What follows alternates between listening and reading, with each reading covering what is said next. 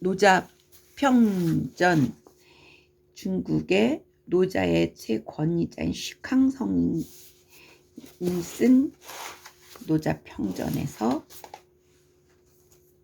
보고 있습니다.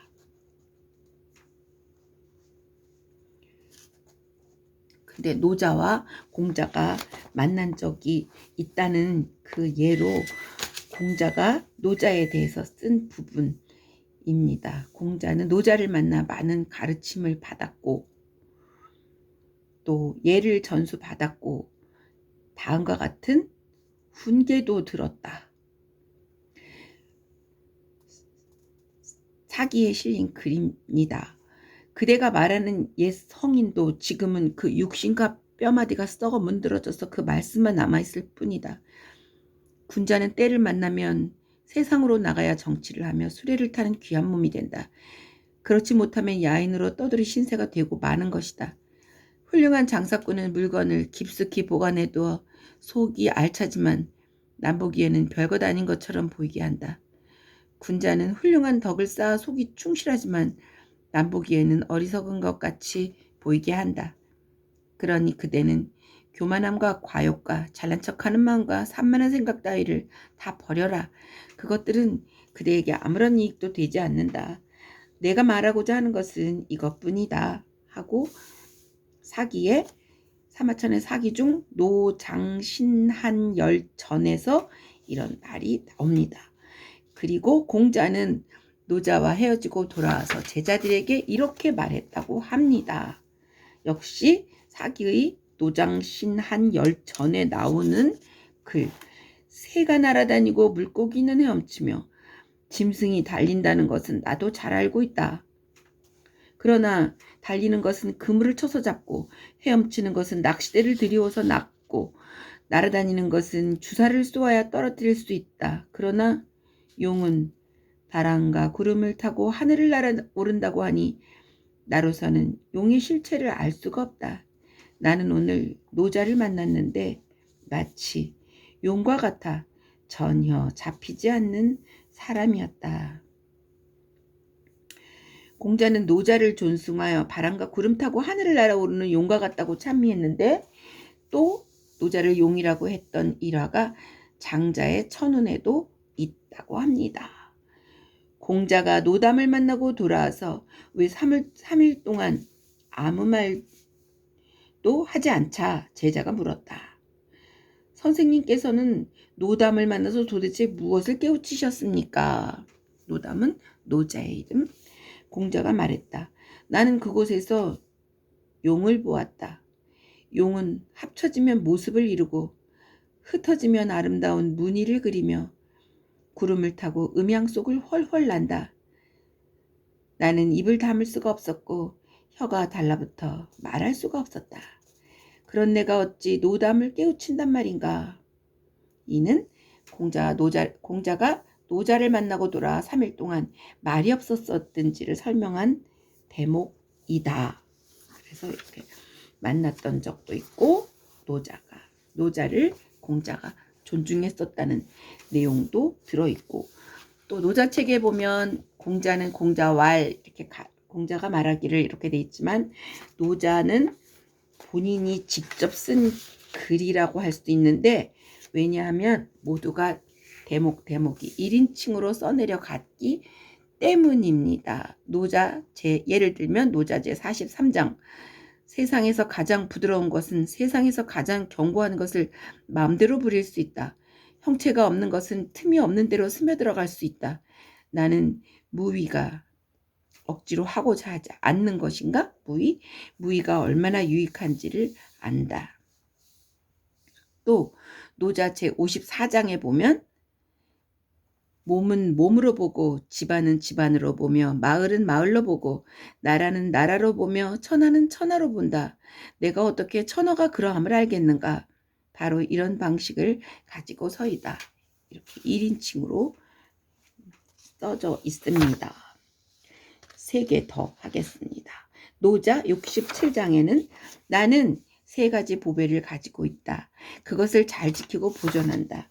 하나는 자애이고 둘은 검약이고 셋은 감히 세상을 위해 앞에 나서지 않는 것이다. 또 노자 70장에 나의 말은 아주 알기 쉽고 아주 행하기도 쉽다. 그러나 세상에서는 알지도 못하고 행하지도 못한다. 또 노자 72장에는 만약 백성이 죽음을 두려워하지 않으면 어떻게 그들을 두려움에 떨게 할 수 있겠는가? 백성이 항상 죽음을 두려워하고 범죄자를 내가 잡아 죽인다면 누가 감히 범죄를 저지르겠는가?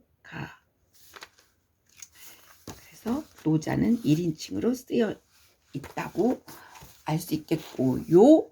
여기 노자 평전 중에서 제3부 노자의 지혜 부분을 보겠습니다. 사람은 연약하게 태어나지만 단단하게 굳어져 죽고 만물 초목은 부드럽게 나서 딱딱하게 말라 죽는다. 그러므로 단단하고 강한 것은 죽음의 물이고 부드럽고 연약한 것은 삶의 물이다. 그래서 군사가 강하기만 하면 이길 수 없고 나무가 강하기만 하면 베어진다. 강하고 큰 것은 낮은 곳에 있고 부드럽고 연약한 것은 높은 곳에 처한다. 노자의 76장에 나오는 내용. 중국은 노자의 지혜 요거 10개를 하나씩 볼 텐데 이 전체에 대한 설명입니다. 중국은 상고시대인 하나라, 은나라, 주나라 3대를 거쳐 춘추 전국시대에 들어서며 엄청난 변화를 겪는다. 역사학자들은 이 시기를 노예제에서 봉건제로 넘어가는 과도기라 한다. 이 변화는 춘추시대부터 시작됐다. 춘추시대에는 생산력이 한층 발전했는데 특히 철기를 농업에 활용함으로써 농업, 수공업이 결합되는 소생산 자연경제인 소농경제가 형성될 수 있는 물질적 기초를 마련했다. 많은 노예들이 노예주로부터 벗어나 타향으로 도망쳐서 황무지를 개간하도록 자극했다. 뭐가? 철기 활용이. 따라서 과거의 노예제는 더 이상 지속될 수 없었다. 과거의 중하층 노예주 귀족들도 이런 시대적 조류에 순응하여 봉건지주로 전향하기 시작했는데 그들은 더 이상 노예제도 본래의 계급제도를 받아들이지 않았다. 즉 노예주나 왕이 소유한 대토지 공전을 개인 소유 토지인 사전으로 변화해 나간 것이다. 그 결과 개인은 노예주나 국가의 세습 귀족들인 공실보다도 더 부유해졌다. 다른 한편으로 토지를 농민에게 빌려줘 세금을 거두어 들이는 조전 형식의 새로운 지조 착취가 이루어졌다. 이로써 봉건지주 경제가 실현되기 시작했고 물론 당시의 봉건지주 중에는 부유한 상인과 수공업자 자작농 중에서 전화된 사람들도 일부 있었다. 경제 기반의 변화는 정치에도 영향을 미쳐서 정치 영역에 새롭게 출현한 계층들, 즉 부유하지만 하층 계급으로 권력이 없는 봉건 지주 계급들이 새로운 권력 분배를 요구했다. 따라서 춘추 전국 시대에는 각 제후들 간의 권력 투쟁이 빈번하게 일어났다. 신흥 봉건 귀족들인 신귀족들이 노예주 귀족인 구귀족의 권력을 탈취하는 것이 이미 시대적 조류가 되었고 정치 투쟁의 중요한 내용이 되었던 것이다. 논어의 계시 부분에 복록이 공실에서 떠난 지 5대째고 정사가 대부에게 미친 지 4대째다 라고 적힌 것은 당시의 정치 권력이 점차 아래로 이동하여 새로운 봉건지주 계급이 점차 정치 무대에 나서는 정황을 반영한 말이다. 제후국마다 잇따라 이들 신흥 봉건지주 계급이 변법 운동을 시행했고 위에서부터 구제도의 개혁을 단행했다. 이때부터 중국 사회는 노예제에서 봉건제로 강력한 변화가 추진됐다. 이러한 사회적 변동은 사상의식에도 명확하게 반영됐다. 하은주 3대는 중국 사상의식을 지배했던 관념인 상제와 천명, 하늘에 의해서 통치되던 시기였다. 당시 사람들은 자연계는 물론 사회의 모든 현상이 상제에 의해서 안배되고 결정된다고 여겼다. 그러므로 상제는 지극히 높은 신으로서 지구 무상의 절대적 권위를 갖고 있었다. 그런데 춘추 시대로 진입한 이후에 노예제 사회는 나날이 쇠약해졌다. 그리고 새로운 봉건 경제가 출현했다. 그래서 상제의 권위도 약해지기 시작했다. 그리고 무신론 사상이 서서히 고개를 들며 사람들은 상제 신학의 굴레에서 벗어나기 시작했고 사상의 자유와 해방의 시대를 맞이했다. 더욱이 당시 각계각층 지식인들은 사상적으로 활발한 활동을 펼쳤다. 과거에는 학문은 관부에 있다 하여 관학이 중심이었으나 당시 지식인은 앞다투어 사학을 일으켰다. 즉 학술이 민간으로 옮겨왔고 수많은 학파가 흥계하여 논쟁을 벌이는 백가쟁명의 국명이 나타나기 시작했다.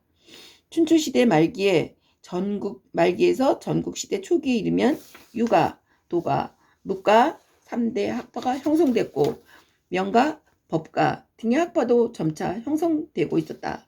그들은 각자의 학설로 사회에 영향을 줬고 사회를 개조해 나가려고 했다. 노자 사상도 이런 시대적 배경에서 탄생했다. 노자의 도가 사상은 다른 학파들처럼 어떻게 전통 문화를 대할 것인가라는 문제에 봉착했다. 상고시대 3대 이래로 내려오는 전통 문화를 대하는 태도에서 노자는 공자와는 확실히 달랐다. 공자는 은과 주를 계승발전시키려는 입장이었는데 특히 서주 문화의 계승을 자기 소임으로 삼았다. 공자는 서주 이래의 주공단이 제정한 전통적인 예악 제도를 보호하고 유지한다고 주장했다. 그래서 나를 이기고 예를 회복한다. 극기복례. 예에 기반한다. 예로서 사양하여 나라를 다스린다. 이런 사상을 제시했다. 동시에 구문화의 새로운 내용도 가미했다. 예를 실천한 때는 낡은 것을 반드시 개조해야 한다고 주장하며 형식적이고 허위에 찬 예의를 반대했던 것이다. 공자는 논어의 위정편에서 이렇게 말했다. 은나라는 한나라의 예를 인습하였으나 덜어내고 보탠 것을 알 수 있으며 주나라는 은나라의 예를 인습했으니 덜어내고 보탠 것을 알 수 있다. 혹시라도 주나라를 이어내는 자가 있다면 비록 100세 뒤라 할지라도 알 수 있을 것이다. 예의 제도는 시대에 따라 계승할 점도 변화시킬 점도 있으므로 고정불변이 아니라는 말이다. 공자는 당시 형식적인 예악 제도의 허위성을 극복하기 위해 인을 가지고 예의 내용과 사상을 충실하게 만들어야 한다고 했다. 그래서 공자의 논어 8일에는 이런 말이 있다. 사람으로서 어질인 하지 못하면 예를 어찌 사용하며 사람으로서 하지 못하면 악을 즐거우라 어떻게 사용할 수 있겠는가? 인의 사상이 없다면 예와 악을 사용한다고 할 수 있겠느냐는 말이다. 그렇기 때문에 공자는 예는 사치스럽기보다는 검소한 것이 낫다는 사상을 제창했다. 예의 의식을 사치스럽게 하는 것을 전략하고 검소한 것보다 못하다는 것이다. 전략과 검소가 예의 의식 중에서 으뜸이다. 예의 의식은 범접함에 있는 것이 아니라 인의 사상을 실현할 수 있느냐의 여부에 달렸다는 것이다. 그러나 노자는 전통 예학 문화의 가치에 반대했다. 그래서 예라는 것은 충신을 천하게 하고 난리의 으뜸이 된다고 비난했다. 예는 사람들의 수중에서 허위 조작되는 도구이며 이미 화의 우두머리가 됐다고 여긴 것이다. 노자는 인의에 대해서도 순박한 대도, 큰 도가 사라진 후 비로소 생겨난 것이라 했다. 노자는 오직 배움을 끊고 지식을 버려야 백성의 이익이 100배가 된다고 하였고 인을 버리고 의를 버려야 백성이 효도하게 되고 자유롭게 된다고 했다. 그렇다고 노자가 전통문화 자체를 부정한 것은 아니다. 단지 일체 예악 인의 사상을 포기한 것이다. 그는 주로 허위적인 예의와 교화에 반대하여 사람은 마땅히 도노하고 소박해야 한다고 주장한 것이다.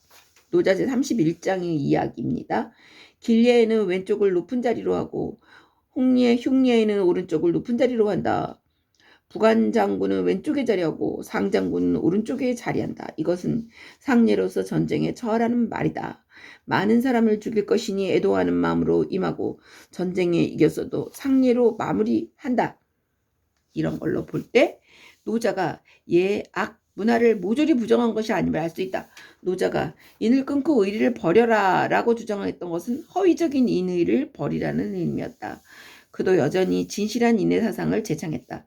최선의 인을 베푼다는 것은 다른 사람에게 인애의 마음으로 베푸는 것이다. 그래서 성인은 항상 인을 구하기 좋아하며 사람을 버려서는 안 된다고 주장했다. 나아가서 그는 인자, 어질고 자애로움의 원칙이 적을 이기는 세 가지 보배 중 첫째라고 했다.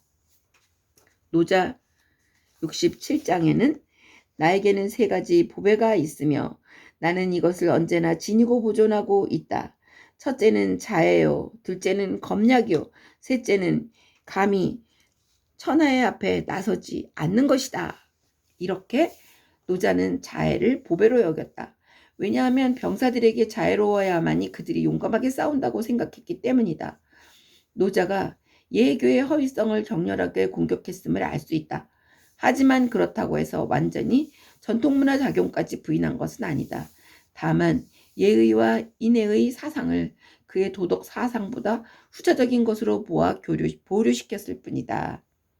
노자 사상을 연구할 때 이 점을 소홀히 다뤄서는 안 된다. 노자는 바로 도와 덕을 핵심으로 하는 우주생성론을 제시했다.